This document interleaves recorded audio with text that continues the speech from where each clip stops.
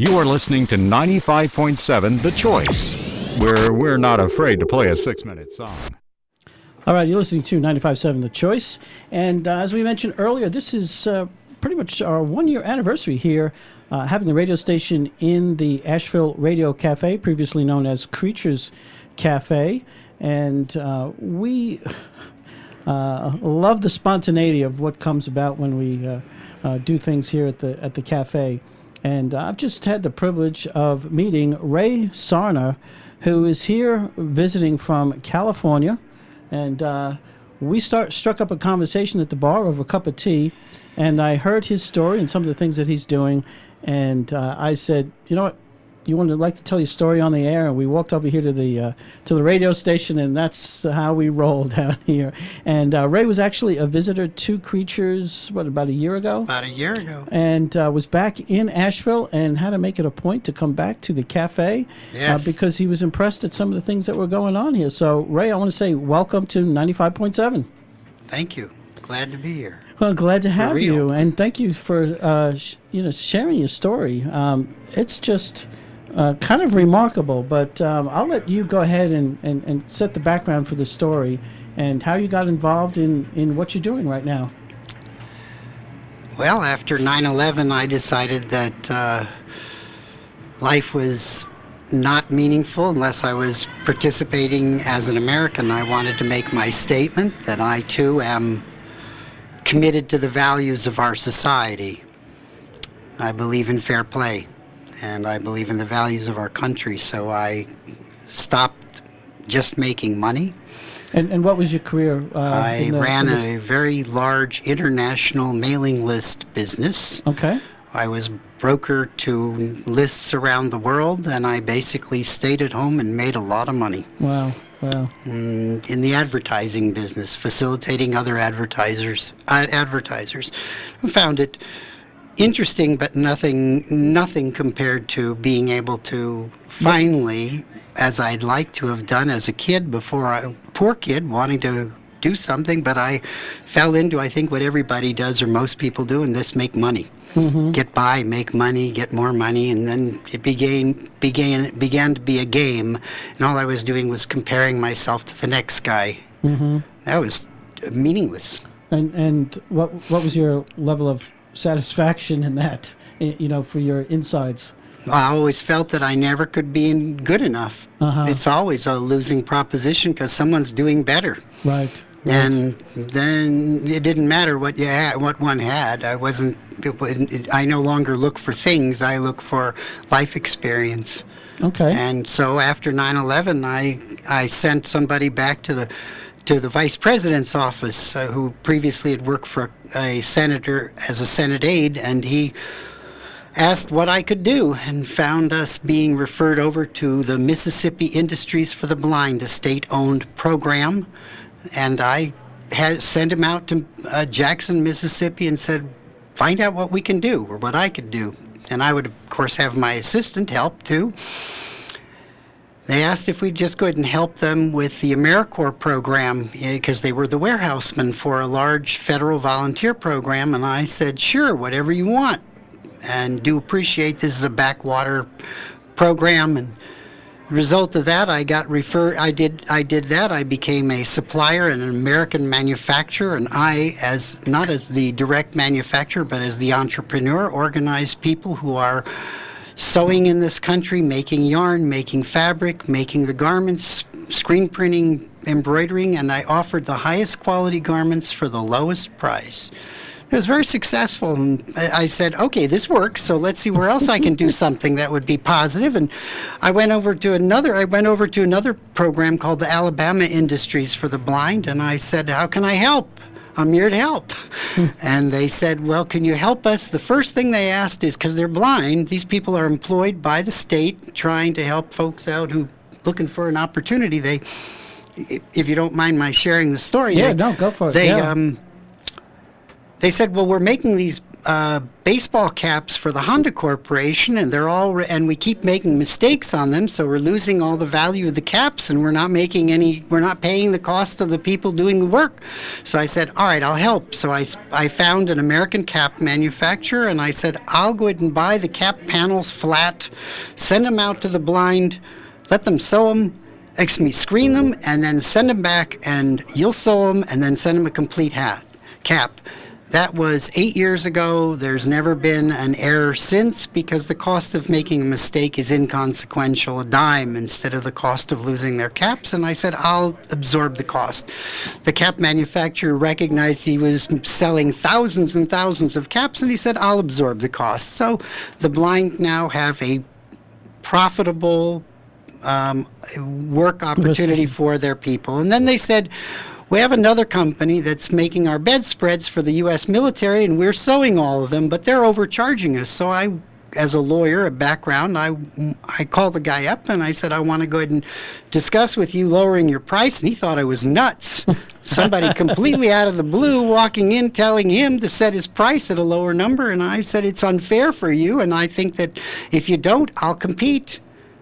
I mean, that's like somebody walking into a manufacturing plant off the street, and with my money and as Walter Scott, with my good right hand, I hired experts, consultants, and now I am the low-cost manufacturer and supplier to the blind of the bedspread material. Amazing. Yes. Amazing. And I've gone further. Instead of there always being desperate to get the fabric because the manufacturer didn't want to take the risk and didn't want the expense of holding inventory because he didn't know when it would sell and he wouldn't make money, I said, I'll hold it all.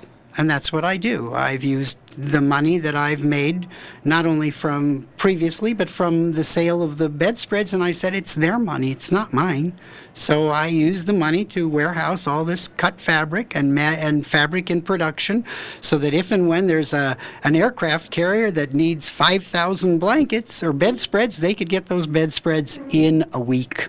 Amazing. Yep. That's an amazing story. So they asked for more help, and in the interim, I came up here because I for AmeriCorps, the sewing factory is in Greenville, Tennessee, which is on the other side. And one day I stopped off in Asheville, and one evening walked in here, and I was so surprised at how positive an atmosphere there was here, and how welcoming you were. Yeah. The community here is. So I felt moved, and I continued on with my work, and then they said, well, can you help on something else? So I began to manufacture for them.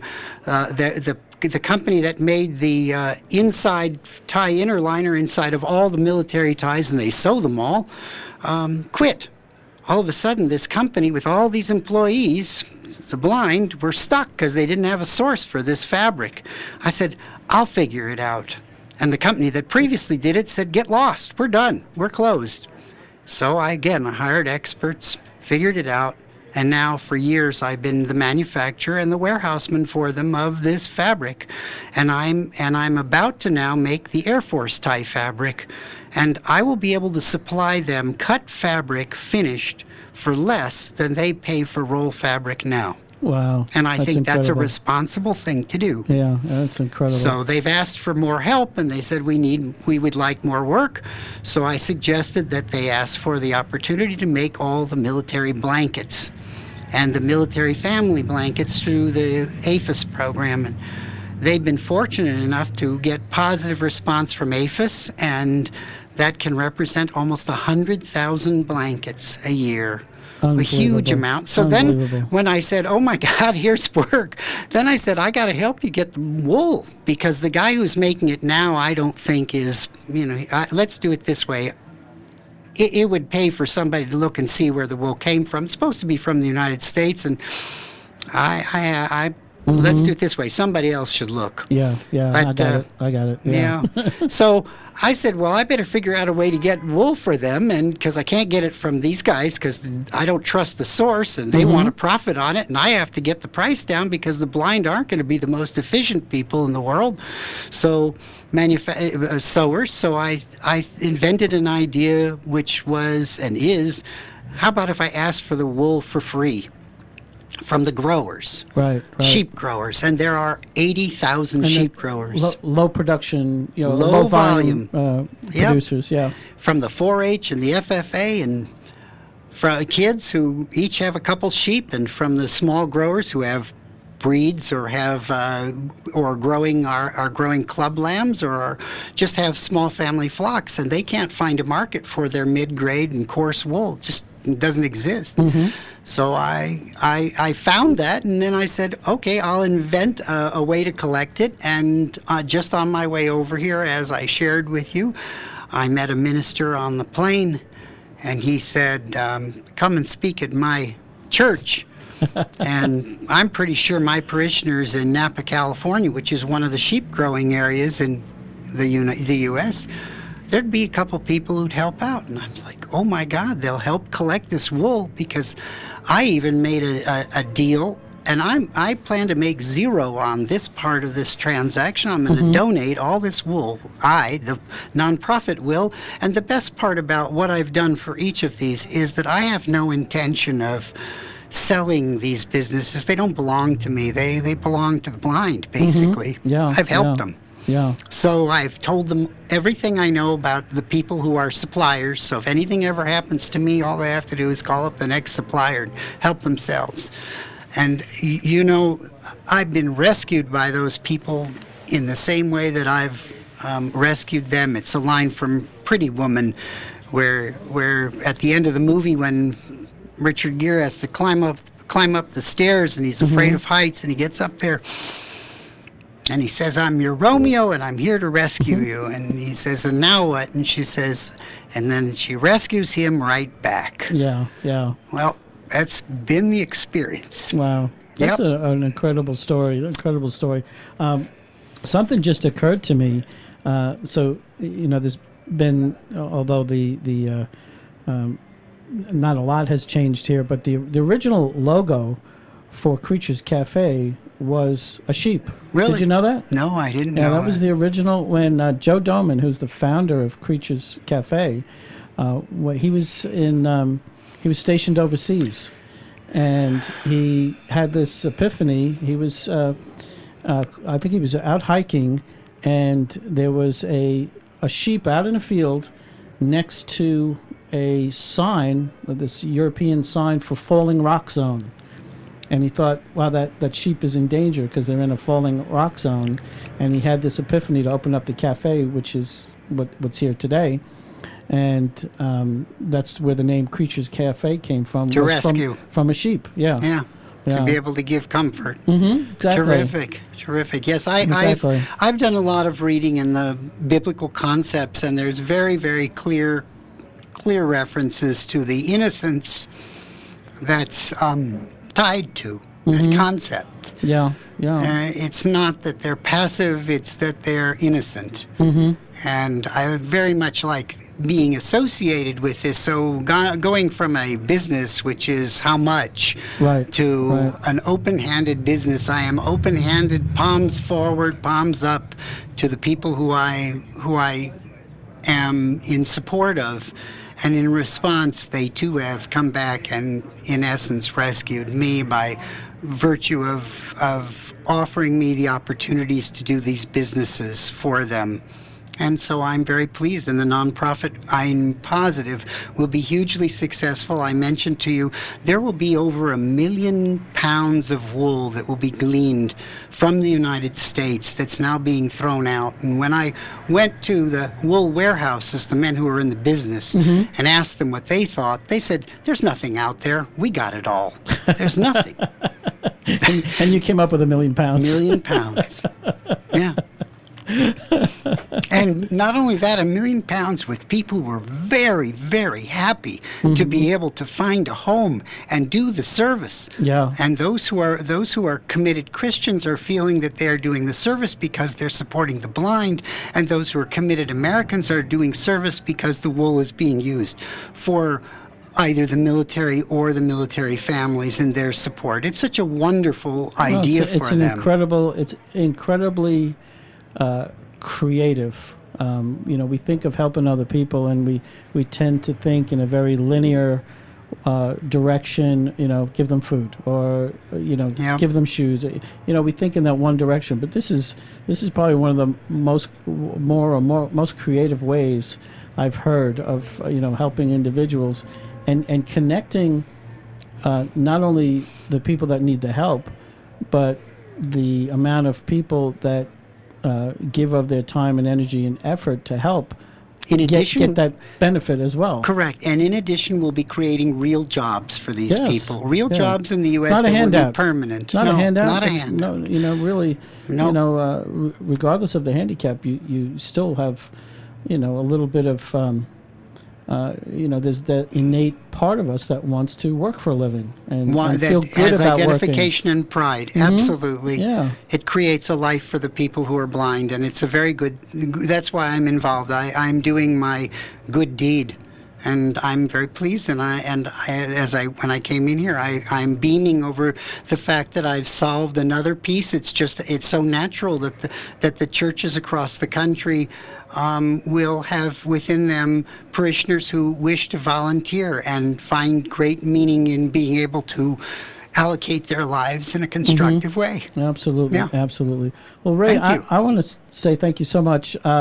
As often happens here at the Asheville Radio Cafe and with 95.7 The Choice, it's that line from the Pawn Shop Stars show, the guys that have the pawn shop. Yes, they say, but I don't. We've been in this business for so years, and you never know what's going to walk through that door. That's their tagline for the show on the History Channel, and that's exactly kind of what it is here in the cafe. You never know who's going to walk through the door next with a really interesting and cool kind of story. So thank you so much for taking a little bit of time and sharing that with us, and God bless you. We wish you the best. Thank you. We wish you the best, and if you're around next year, stop in and give us an update. I will give you an update. Give us an update. If people out there are somehow connected, either in the wool business or if this is really if they're growing or if they belong to a church in a wool growing area, all they have to do is contact us on our website, which is woolforworthycauses.org. Okay, woolforworthycauses.org. That's it. Incredible. Well, Ray, thank you so much. We have recorded this interview. It's going to be saved on our website, 957thechoice.com. You can just go there and click on the Listen and Watch Now link, and that will take you to I'll post this as Ray Sarna interview, and we'll try and fit all of that in there, Wool for Worthy Causes, but it'll be under at least Ray's name, Ray Sarna, Sarna, and we wish you all the best. Thank you so much. This has been a very interesting and fascinating interview.